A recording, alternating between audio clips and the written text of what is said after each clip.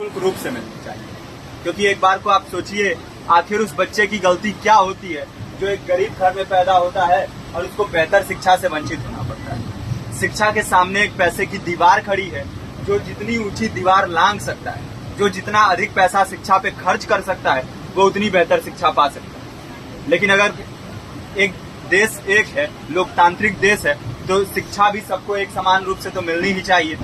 आज परिस्थिति ये है कि एक तरफ तो प्राइवेट स्कूल हैं जो लूट के अड्डे बने हुए हैं, वहां पे आप एडमिशन कराने जाएंगे तो सिर्फ एडमिशन के नाम पे ही आपको 10,000 20,000 रुपए देना होगा। और कमीशन खोरी का ऐसा धंधा है कि कॉपी, किताब, टाई, बेल्ट, ड्रेस, जूता कहाँ से खरीदना है ये आप नहीं तय करेंगे वो प्राइवेट स्कूल वाले। यानी आम लोगों की मेहनत की आखिरी कौड़ी उनके जेब से वसूल लेना चाहते हैं। और दूसरी तरफ सरकारी स्कूलों में न तो पर्याप्त टीचर है, न पर्याप्त बिल्डिंगें हैं। 2019 का ही ये पुराना आंकड़ा है कि हर 100 में से 52 स्कूलों में या तो एक टीचर है या 2 टीचर हैं। और उन्हीं टीचरों के ऊपर जिम्मेदारी थोप दी जाती है कि जनगणना करो, मतगणना करो, पशु गणना करो, तमाम काम करवाए जाते हैं। और 19 के बाद से तब से कितने टीचर रिटायर हुए होंगे और 18 के बाद से कोई टीचर की वैकेंसी भी नहीं है।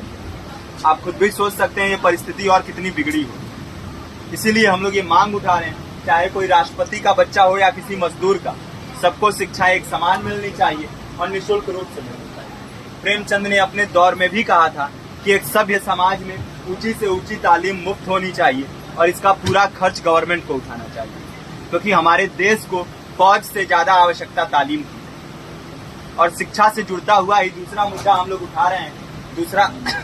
दूसरा मुद्दा है रोजगार का। रोजगार की परिस्थिति ये है कि आज सरकारी सेक्टर हो या प्राइवेट, सब कुछ ठेका संविदा के हवाले किया जा रहा है। परमानेंट नौकरियां लगातार घटाई जा रही है। इसी रेलवे में 1995 के आसपास लगभग 18.5 लाख कर्मचारी काम करते थे, लेकिन आज उनकी संख्या 12 लाख है। आप खुद भी सोच सकते हैं कितने बड़े पैमाने पे परमानेंट पदों को घटाया जा रहा है। और आज आलम ये है, एक तरफ लाखों पद खाली पड़े हैं, फिर भी कोई वैकेंसी नहीं निकलती। जो वैकेंसियां निकलती हैं उनमें भ्रष्टाचार होता है, पेपर लीक हो जाते हैं। RO, UP police, BPSC, SSC, CGL, ऐसे तमाम पेपर लीक हो चुके हैं, आप लोग भी जानते ही हैं। अभी नीट की धांधली में ये पता चला कि एक एक पेपर 30 लाख से 50-50 लाख रुपए में बेचा गया। हम और आप तो ये पैसा नहीं दे सकते। पूरी की पूरी कारस्तानी सरकार, प्रशासन, शिक्षा माफियाओं की होती है। और भुगतता कौन है? आम घरों के लोग, जो लोग सालों साल तैयारी करते हैं, दिन भर में 10-10 घंटे, 12-12 घंटे पढ़ते हैं। और इतनी कड़ी मेहनत के बाद, सालों साल की मेहनत के बाद उनके हाथ लगती है तो सिर्फ हताशा, निराशा, अवसाद।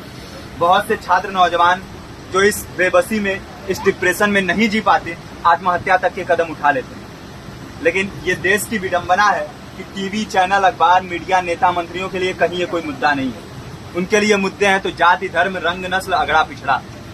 आज जब पूरी परिस्थिति इतनी भयावह है तो ये जरूरी है कि लोगों के बीच में जाया जाए, लोगों को संगठित किया जाए और एकजुट किया जाए। क्योंकि आज अगर अपने मुद्दों पर बोलेंगे नहीं तो कल को ये परिस्थिति और बिगड़ेगी। हो सकता है ले देके अपनी जिंदगी तो हम लोग काट ले जाएंगे, लेकिन आने वाली पीढ़ियों को क्या भविष्य देके जाएंगे, ये भी सोचने वाली बात है। हमारे साथी ने आपको पर्चा दिया है, पर्चा आप तक पहुंच गया है। पर्चे में और भी बातें हैं, इसको पूरा विस्तार से पढ़िए। पर्चे में हमारा नंबर है, संपर्क कीजिए। फेसबुक का, इंस्टाग्राम का लिंक है, आप वहां पे जाएंगे तो आपको पता भी चलते रहेगा कि लगातार किन किन माध्यमों से हम इस अभियान को चला रहे हैं। नुक्कड़ नाटक, संगीत, शिक्षा सहायता मंडल, लाइब्रेरी, तमाम माध्यमों से इस अभियान को चला रहे हैं और कोशिश कर रहे हैं कि बड़े से बड़े पैमाने पर हर जगह पे लोगों को संगठित किया जाए और एकजुट किया जाए। आपके बीच भी आए हैं आपका साथ और सहयोग दें। साथ इस रूप में कि आप भी